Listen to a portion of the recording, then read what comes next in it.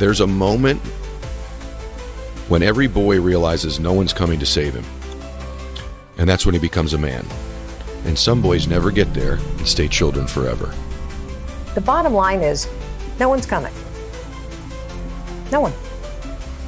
No one's coming to push you. No one's coming to tell you to turn the TV off. No one's coming to tell you to get out the door and exercise. Nobody's coming to tell you to apply for that job that you've always dreamt about. Nobody's coming to write the business plan for you. It's up to you.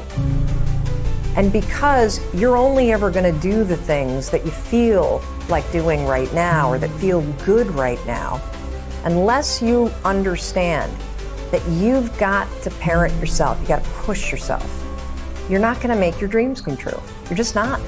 You know, life created this person, me. Life created me to be this fucked up person that I was back in the day. And I had to realize, man, that's okay, man. It's not my fault. Now I gotta go back and fix this shit, though. So a lot of this isn't your fault, why you do some things you do, why you feel the way you feel. But no one's coming back to save your ass. You have to go back to where the shit started, wherever that place is for everybody, and have the courage to go back there and start fixing what broke you. So whenever shit gets nasty, David Goggins goes, "You had nobody anyway, motherfucker. You had nobody anyway, motherfucker. Look around you. There was no fucking team. It was you." But everybody needs that pat on the back.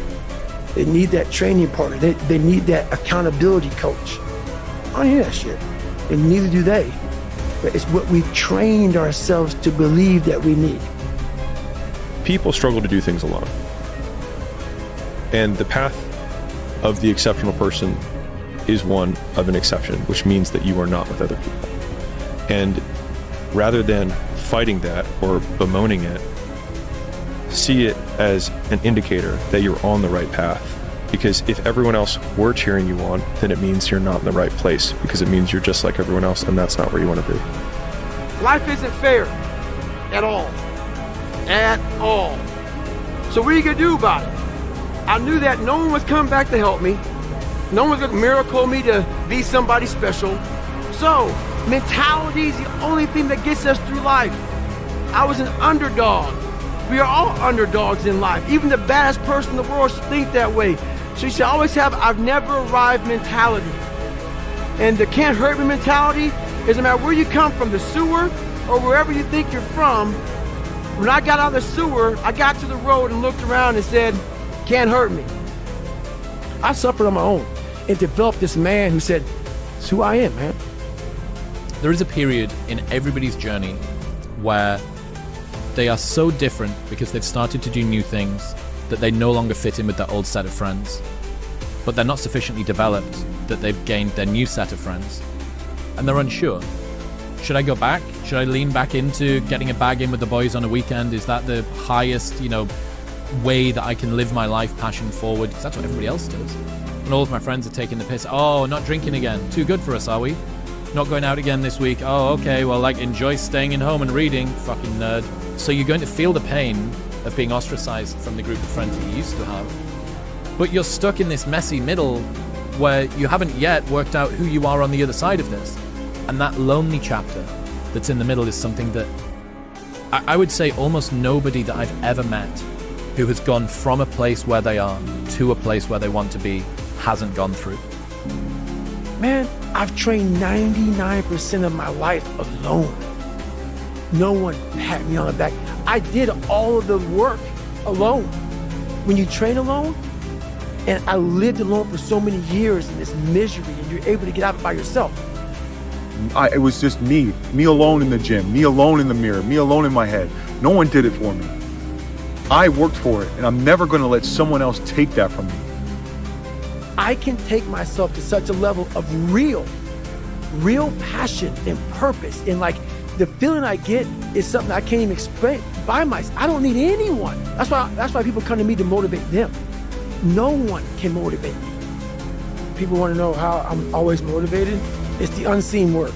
I'm out running at 2 o'clock in the morning, 1 o'clock in the morning, in the gym, long sessions by myself. You were there. You know this. There was no one there to pick up the rucksack, to pick up the boat, to pick up the log, to go in there. It was you. It was you. There was no pat on the fucking back at 300, at 275, at 250, at 220. No, that was you. So those things that come out of me, that extract from me in the darkness, people are looking for that pat on the back. Where is it? Oh, I don't need it. Because what I've done is in the fucking unseen work, I've built Frankenstein. So whenever shit gets nasty, David Goggins goes, we had nobody anyway, motherfucker. There's times where you can go without your friends, you can go without going out, you can go without other people around you. You have to separate yourself from the pack. You have to be willing to spend time with yourself. You have to be willing to start cutting things out of your nutritional program. Eat healthy. Get enough rest, get enough sleep. All of these things come into play of finding your purpose. And it's almost sacrificing. You have to sacrifice. This isn't for the masses. This is for those who want to leave normal behind. Those who are in search of a new realm. It's a lonely journey. You're isolated. Those who used to keep pace with you will fall off. They'll see where their world ends and yours begins. Your ability to suffer, endure, outwork must be greater. You must be willing to extend yourself to the limit with no guarantee of success. Every day, you must ask yourself, did I do enough? Everybody's asleep, man, or just getting home after a long night. Going out there partying. It's Friday night. It's close to 3 in the morning right now. The thing is, man, it's always going to be a party. There's always going to be a time to celebrate, and there's a time to join friends, or a day to, the bars are always open. Always open. No matter how old you are, they're always open, What's not always open is the opportunity to check the box in life, to achieve your dreams. That's not always open. And it's funny, it's like, I'm not saying you do it all the time and everything else, because everyone needs release in life. But it's funny when you're coming here and you're closing the gym up, and there's no one in the parking lot except for my car. So, it's lonely, man. It's like being this only car out in the parking lot.